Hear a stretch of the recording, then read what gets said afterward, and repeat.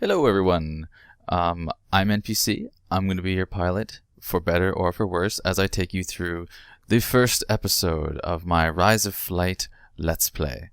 We're going to be trying, I suppose, to sit in the pilot seat of a career pilot during World War I. For any of you who have actually played Rise of Flight, you probably know how well this is going to go.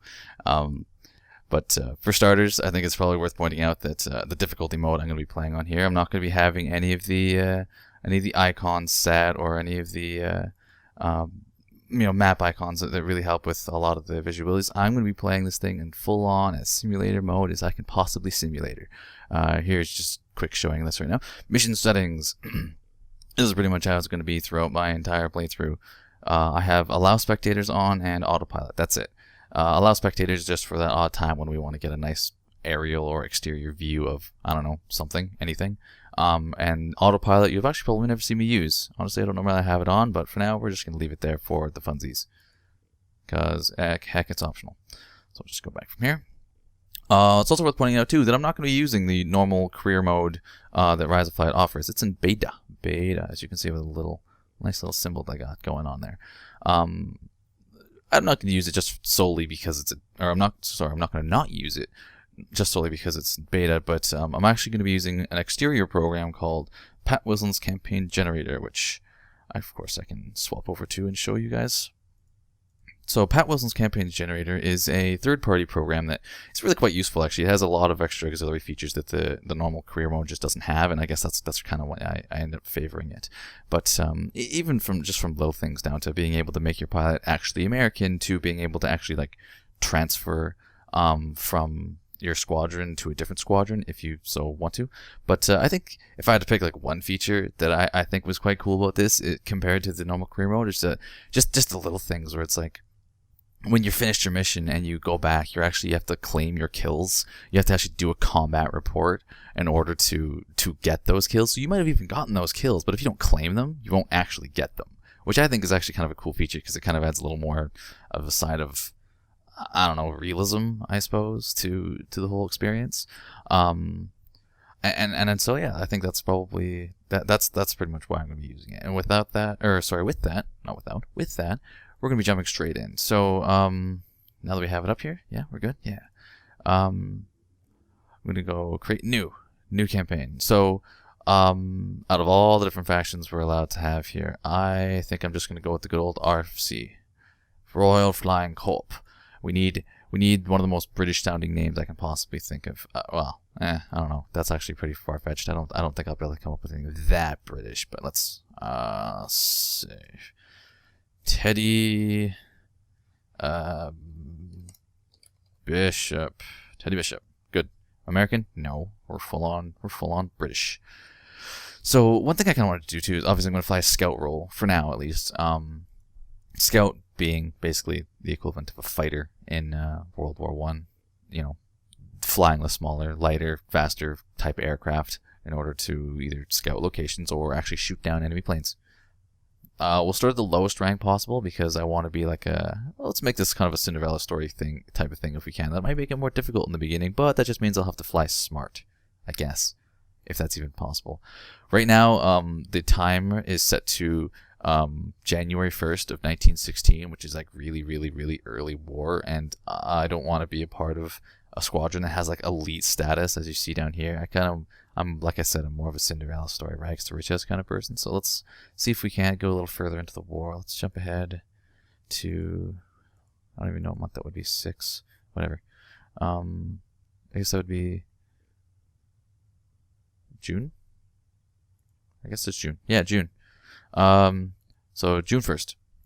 Let's see what other squadrons we got. 24, veteran, no. They're flying the DH.2 though. This is the plane I'm looking to fly, by the way, the DH.2 that you can see it listed down here.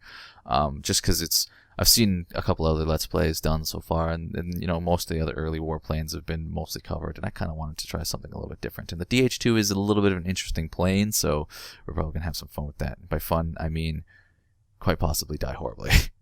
We'll wait and see.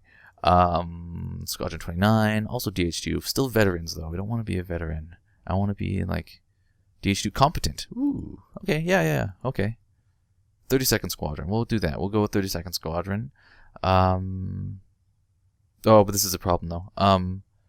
Well, they might get stationed somewhere else later, so we'll just jump ahead a little. But you see how here where they're at Proven, the airfield. That map is required for that is the Channel France map. I actually don't have that. You have to buy that separately if you wanted to play on that map. I'm just on the normal Western Front France map. So let's see.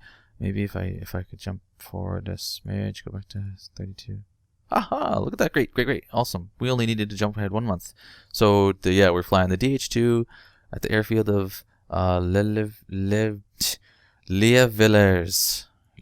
Oh dear God! If anyone can actually put in the comments the phonetic spelling of that, then maybe I won't mispronounce it horribly next time. But as you can see, it's still the normal France map, which is pretty much exactly what we're looking for. Okay, so Second Lieutenant Teddy Bishop reporting to number 32nd Squadron. Nice. Okay, so great campaign. Yes, good. Okay, so these are all the fine pilots in our squadron. You can tell I'm the newbie because I've got absolutely nothing. Oh, that actually reminds me. I got 0 missions under my belt so far, but that reminds me, there's a few things I need to change over here in my config settings. I need to change. I like some of these stuff at ground units at medium, structures at medium, moving front. I have no idea what that does, but it sounds cool, so I'm gonna have it like that. I like to keep the air density at low because when you put it to medium, you start getting way outnumbered, and I think a lot of people that you talk to about this will probably tell you the same thing. That it's most fun, but still challenging on low density. But we are needing to go into advanced configuration. There's a few things we need to change. For starters, this right here. Select max pilot injury. Right now it's only set to 2, which means that as far as this campaign generator is concerned, my pilot can only get mildly injured.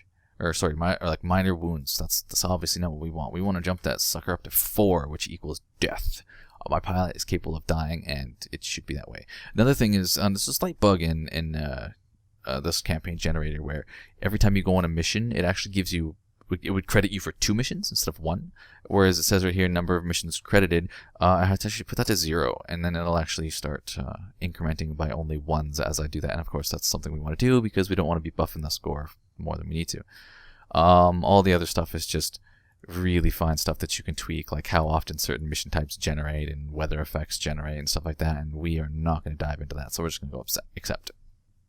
Okay, we want to do a ever so slight amount of customization. It's a good old Teddy Bishop here. Actually, that picture's actually pretty good. We'll stay with that picture. That's a good picture.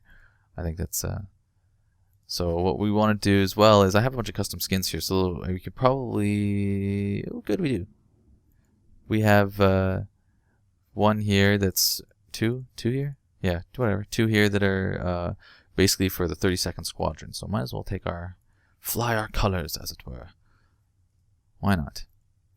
So okay, so from there, that pretty much leaves that at that. So the only thing left to do is to go mission, and it'll randomly generate as a mission. Okay, so let's actually center that a little bit more. Zoom in, zoom down.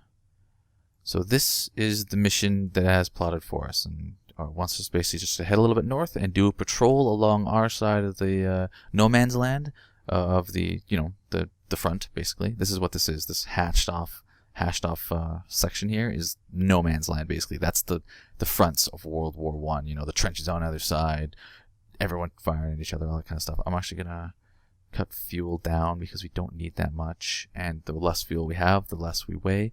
We're gonna go with the pilot selection here. Take a look at everybody in our squadron who's actually gonna be flying with us today. So obviously I'm the nobody, I'm the newbie, so I get to sit at the bottom. Second Lieutenant Teddy Bishop, and then we have Lieutenant Ives Bloom. Ives?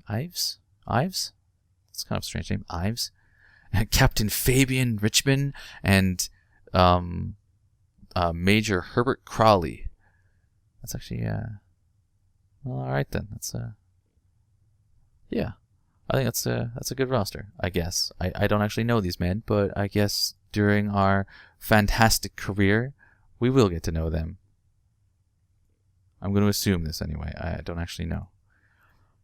Okay, so if I go finish there, stuff like that, I go accept mission. From there, After going accept mission, I should be able to go back to the campaign. And then from there, I should be able to actually jump back into Rise of Flight, go missions, and that should work. Okay, so here we are. We have loaded in. Like I said, we're going to go to the thing, and we're going to look at our fine plane. The Airco DH.2. It's actually kind of a piece of junk, but I'll explain that a little more once we're in the air. So like I said, I want to drop this down a little bit because I don't need that much fuel. I'll drop myself down to 25. For this mission, that should be more than enough. Back to mission. As you can see here, this is the same mission layout. Head a little bit north, and then we're going to be going again slight up north along the trenches there, patrolling for any enemy planes. It's just a basic good old enemy patrol. So jumping in game here, I hit P and I can recenter my track IR. Good. I can set my mixture. My mixture needs to be at full rich in this plane. A weird thing about this plane is it has no throttle at all. You basically, the power of the engine is dictated by the blip switch, which you can see me pressing here. Is a little button in the steering column.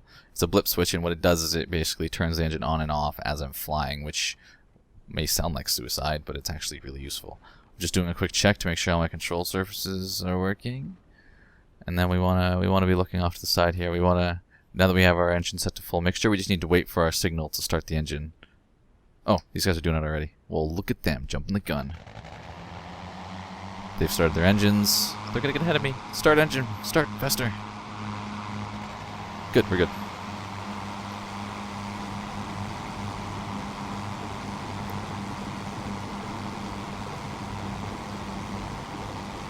Lead my mixture out a little bit so that I can give myself a little bit of extra power. And we're up.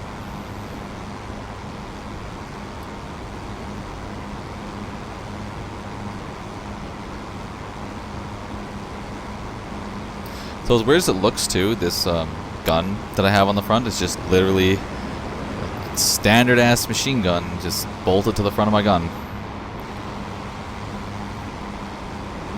I have no idea what these guys are doing, but I need to stay with them because they're my squadron. I'm the newbie. They call the shots. I'm just here to look good.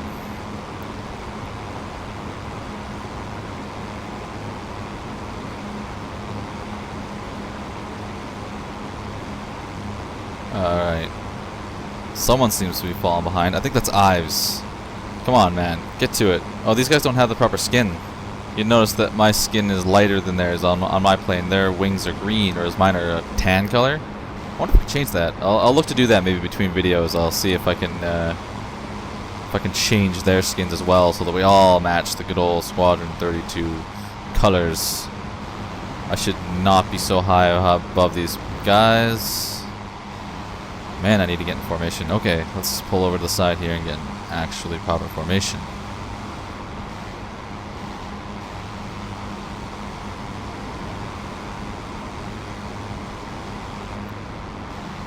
Okay, good. Now we'll, I find that sometimes the AI doesn't really set their mixtures all that well, which makes that, you know, my plane right now is, first of all, a lot lighter because I've put a lot less fuel in my plane, so I am faster. But at the same time, they don't set their mixtures all that well, which means they don't get the full power out of their engine, which I guess is fine because it means that I'm able to keep up with them. So right now we're just flying in formation. If I look at my map here, it says so we're going to be flying a little more north, and then we're going to head over to the east. So if I look down past my steering column, you can see the compass. Like it says, we're heading northeast, and then later we're going to turn a little more, it'll be like northeast-east, I suppose. But until then, we'll pretty much be staying in formation. I'm not just going to sit here and let you guys, or make you guys watch this kind of transit period. So I think I'll cut it here, and I'll bring you guys back when we're a little closer and something starts happening. Okay guys, bring you back in as we are just getting close to the lines here. As you can see down there, that big horrific brown scar down the middle of the land there. We're heading east at the moment, You can see our whole flight of planes, and we started veering off a little bit because I see 3 specks in the distance. Those are planes. What kind of planes? I don't know. They could be friendly, they could be enemy, but I'm not sure. It seems that our flight lead seems to be making a bit of a beeline towards them, which means that he probably wants to check it out as well. And if the flight lead wants to check it out, I gotta follow.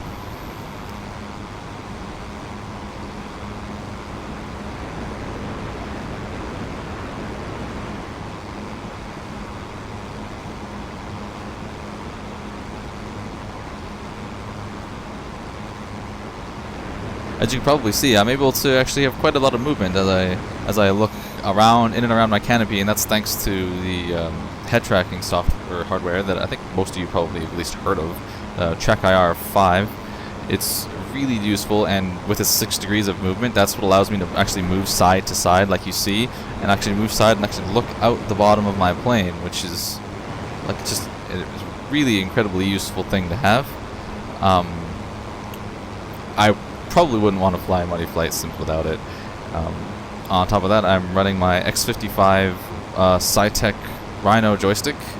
I got it probably, 3 weeks ago, and it's one of the best things I've bought in a long time.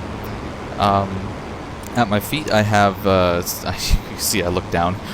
Track IR kind of tracked my head move when I did that. At my feet, I have the CH Products Pro rudder pedals. Honestly, I don't really think you can properly play a lot of flight sims without them, because it gives you kind of precision that you never really knew you even existed. So as you can see, we're breaking apart here. I don't know why. Haven't really been watching. Okay, look, there we go. So those planes are a lot closer now. I still can't identify them. I don't know what they are. But as you can see, there's some flak bursts going off nearby too. It's not overly bad. I have been hit by flak before, and of course it's friggin' bad. You die from it, but it's not the worst thing to have happen to you. If these are 2-seaters, this could be actually really great. If these are 2-seaters, then this might even be some early kills for our rookie pilot, Teddy Bishop here, which could be really cool. Because we're looking like we're beelining it for him, that's for sure. They're definitely enemy planes. I can't identify them at this point, but oh boy, those flak bursts got really close. They're Rolands, I think. Definitely 2-seater planes.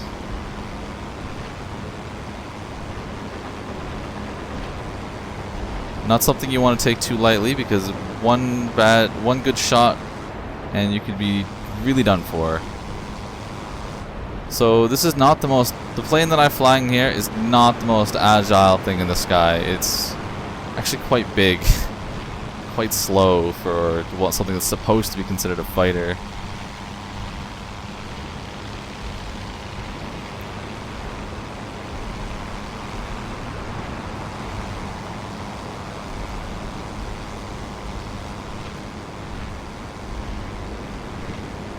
I think these are Rolands, although I don't really know my planes too well.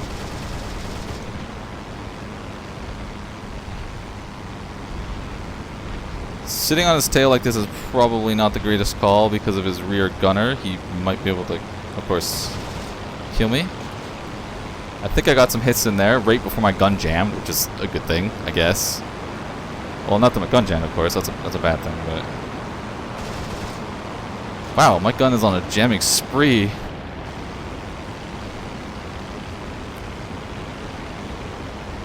I'm getting shot at. Earl, I want to duck underneath them. I don't want to get too close. I work up some speed though. Pop up a little bit, and nope, couldn't get him.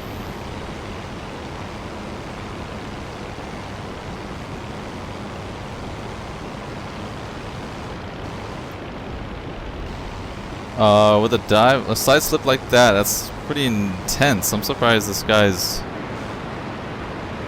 pulling these kinds of maneuvers. Well, that was some good burst right there. Yeah, some engine hits.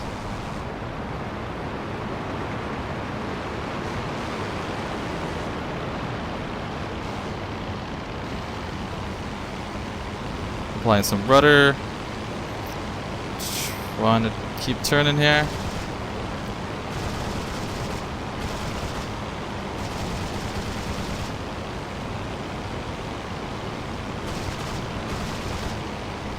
I do believe I may have killed his gunner.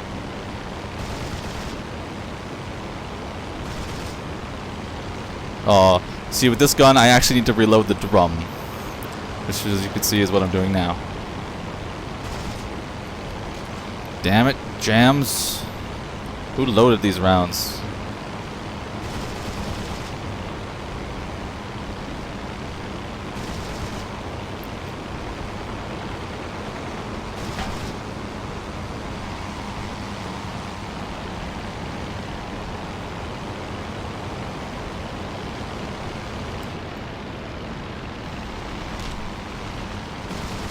Am I taking fire?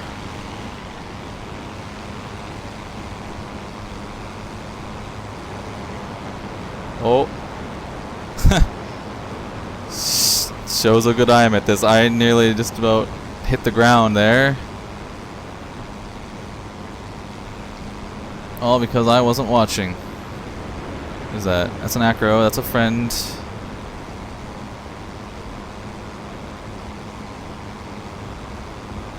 Acro, also a friend.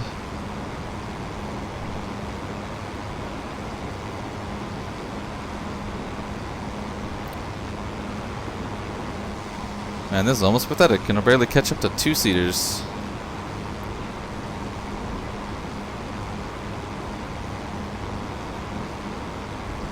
I might actually even claim that guy's a kill, though. Just, he may die on his way back, and hell, it's called an aerial victory, not an aerial kill, so I'd say that counts as a victory.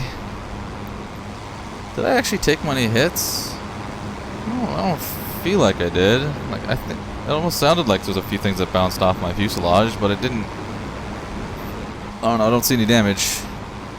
So I think I'm gonna just be okay. Either way, following after my flight leads here. I'm ahead of somebody, I don't quite know who.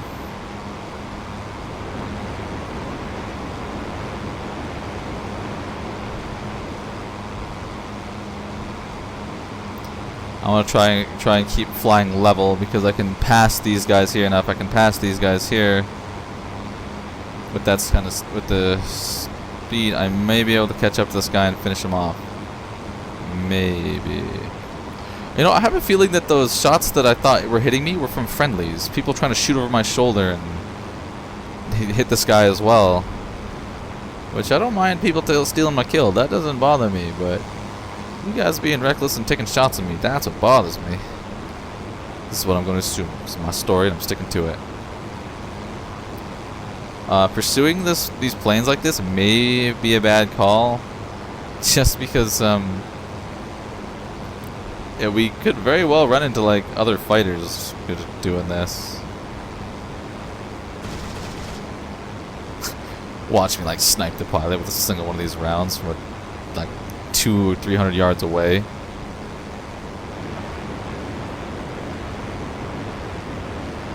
He's slowing down a lot. I think his engine might have died.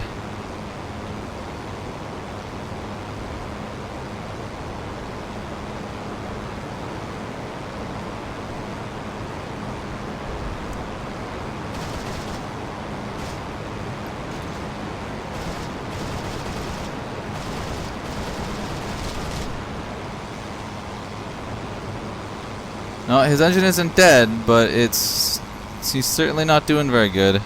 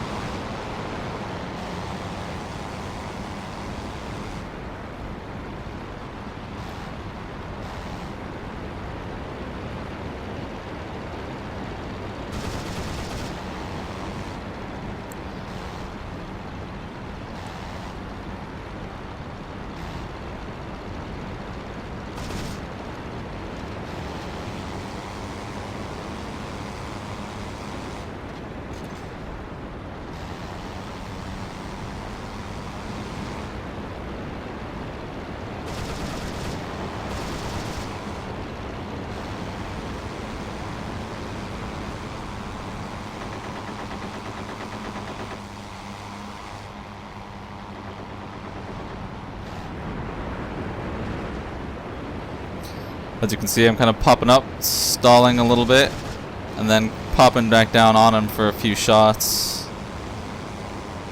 Is this good tactics? I don't think so, but it's I'm getting a few shots in every now and then, so I think I'll take it.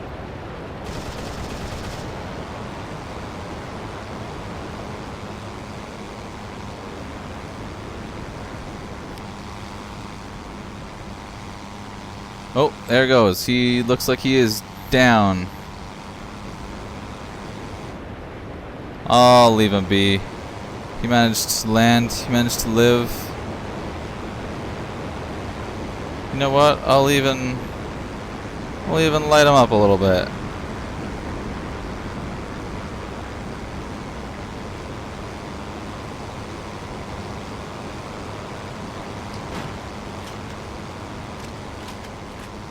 Yeah. Oh, he's shooting at me. Okay, I'm gonna get out of here. Where'd my flag go? My squad, where'd they go? I'll find him. Hold on. Oh boy.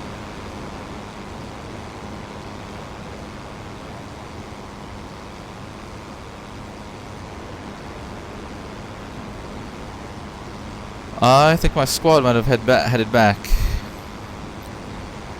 Which means that I will do the same because I do not want to get caught over here by myself. I'm currently in enemy territory and I don't really want to be here.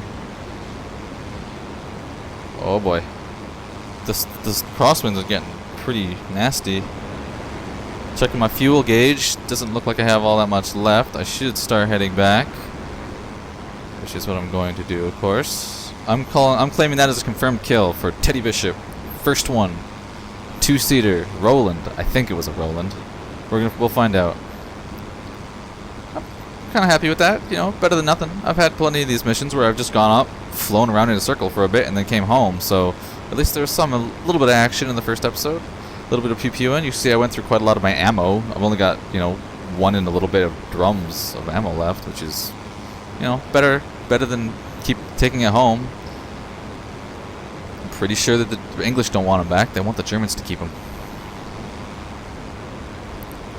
So, I'm going to cut the video right here, and I'll let you guys know when anything else happens. Until then, I'm just going to be flying back across the no man's land here until I either find my unit or get home. See you in a bit. So I'll bring you guys back in now. I think I found my unit. Although a little bit disheartening because there are only two of them, and we, you know, excluding myself, there were three of us. Four including me, which means that, oh, what's that? Oh, no, never mind. That looks like it might be our flight leader over there. Looks like we didn't lose anybody. Good job, guys. Good job. That's either flight leader or an enemy plane. Either way, I need to hurry my ass up. And this wind is really getting the better of me. All those like dips and dives that you see outside of steady flight, yeah, wind. Blame them.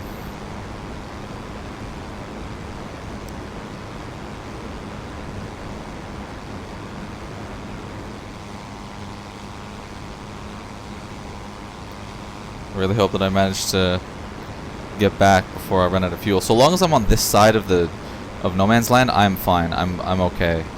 So if I stay on this side of things, then even if I run out of fuel, I can just glide down to the ground and land and be fine.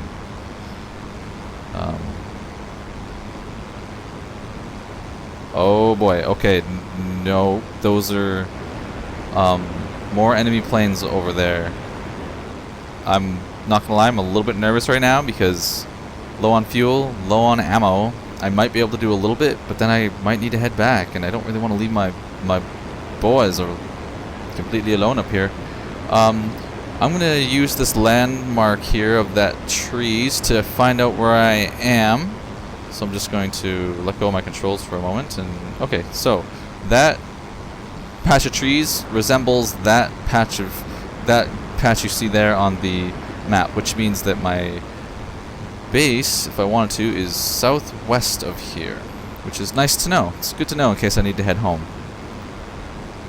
Oh, now... That's bad. Where did my flight go? Come on, guys. This isn't funny.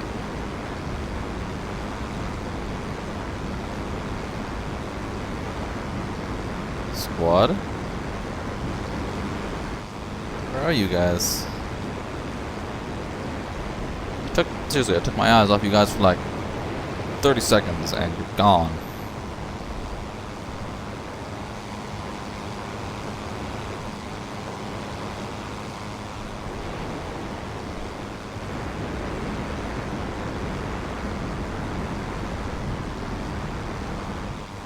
I'll find you.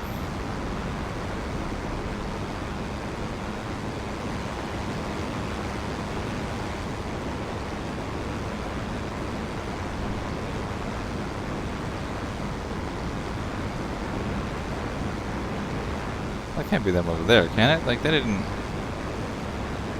go that fast.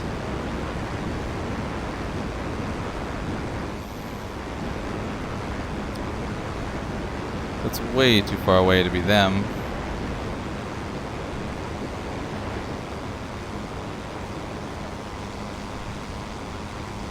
Or is it?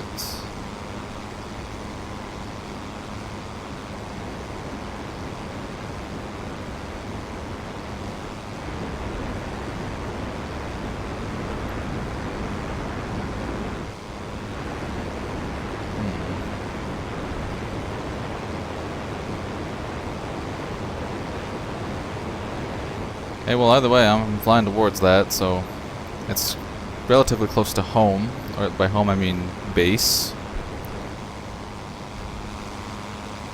Seem to be doing relatively okay on fuel still.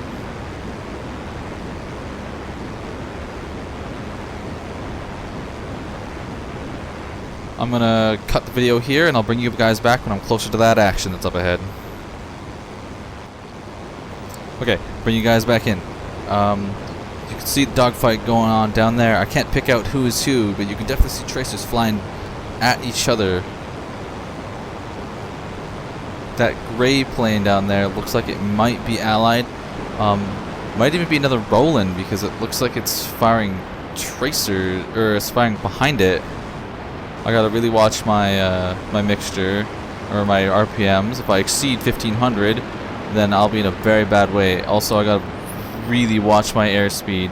If I start exceeding something like 120, I will probably lose my control surfaces and plummet to the ground. And of course, we don't want that.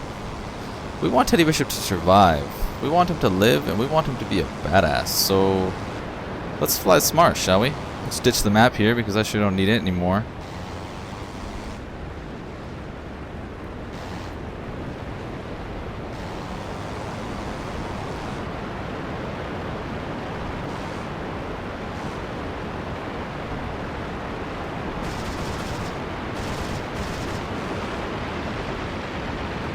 Take a few shots just for good measure. Using my blip switch. These aren't my squad. These are a bunch of Newports. Oh well, friendlies are friendlies. Hey guys, I'm joining the fray. I got lost. Sorry. So Newport 11s. These other planes that I'm flying alongside. Good little fighter.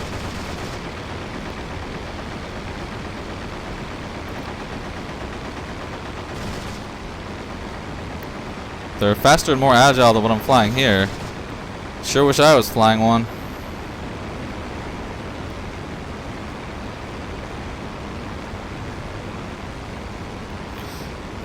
But that's of course through the words of Teddy Bishop.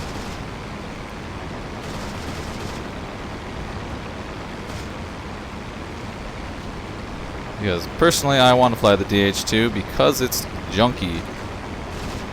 I gotta be very careful. I don't want to shoot my friend there. He's totally within my line of sight.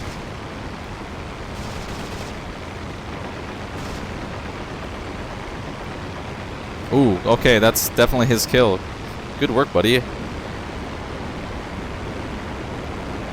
I didn't want to get too close to shoot over their shoulders, but they definitely had that made. Alright. Let's give a nice flare for him too.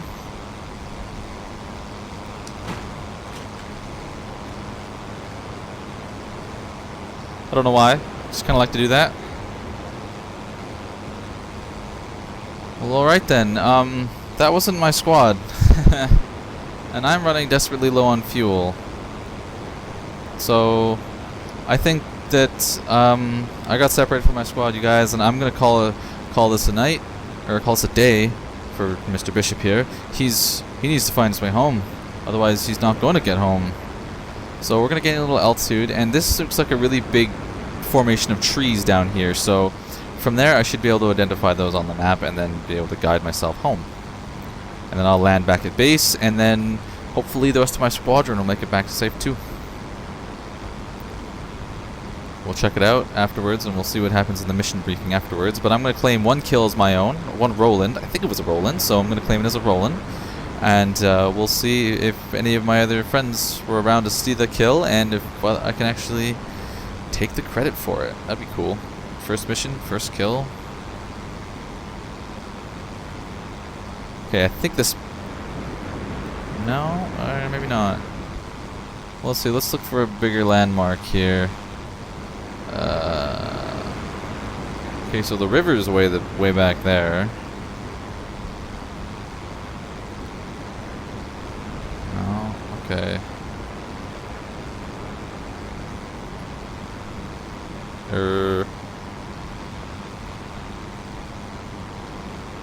I think I might be like a lot more north than I thought I was.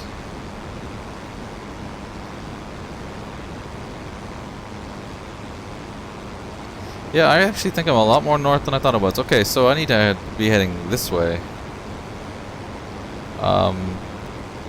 Well, we'll see how well my navigation works out. I think I know what that is, but we'll see how this works out. I'm going to cut the video here, and I'll bring you guys back once I've learned a little more information as to where I need to actually be going to land this plane and get Teddy Bishop home safely. Okay, bringing everybody back in. I think I did it. So that right there is the town just to the east of my airfield, which means that that's my airfield right down there. So I'm going to come in for my landing, although I think I'm going into the wind, but I'm going to do a flyby on the tower just to make sure. Take a look at the windsock. Actually, not that it really seems to matter too much, but to make sure I don't exceed 1500 RPM. If I do, then that's bad. I'm actually going to lean out my mixture so that my RPMs drop substantially, because I'm in quite the dive here to start coming in on final. I think I might just go for it. To hell with taking a look for wind direction and the like. This thing actually lands really nicely and really easily. It's provided that I don't get beaten to crap by the wind, but I'm also going at almost 100 miles an hour right now. I think it's miles per hour. Yeah, that's my speedometer is in miles per hour, so I'm going pretty much 100 miles per hour in something that's made out of wooden canvas, so it's a little scary now that I think about it.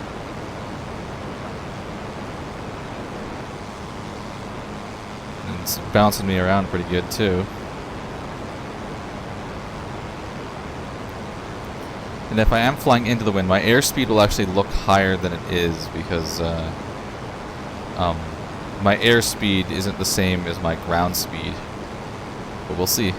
I'm currently leaning out my mixture a bit.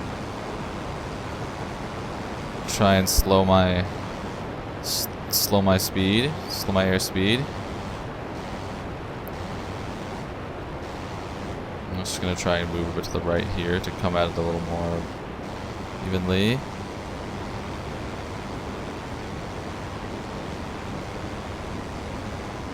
Oh boy.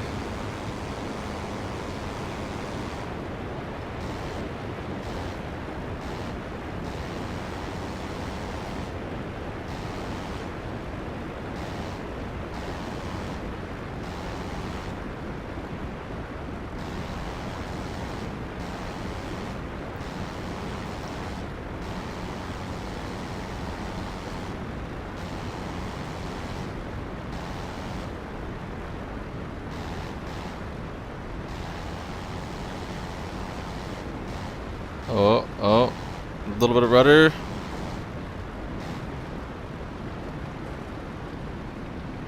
Oh boy. Cut engine.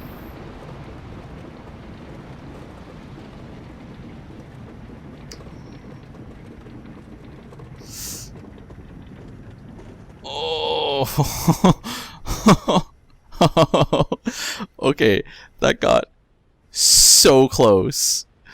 Let's do a little bit of an exterior view here just to see how freaking close. Yeah, we got within like 3 meters of the hangar. We came in way hot. I'm also surprised we didn't hit that box. I don't know if those have collision on them. Either way, I am not dead, and this is a good thing to me. Wow. Okay, I'm very happy with that. Actually, I think that's a good finish. So, with that, let's just go and finish the flight here. I purposely cover most of my screen with my hand when I do this because I don't like. The mission thing does actually show, like, I'm not looking at it right now, but you can see along here, which if I actually got any kills or not.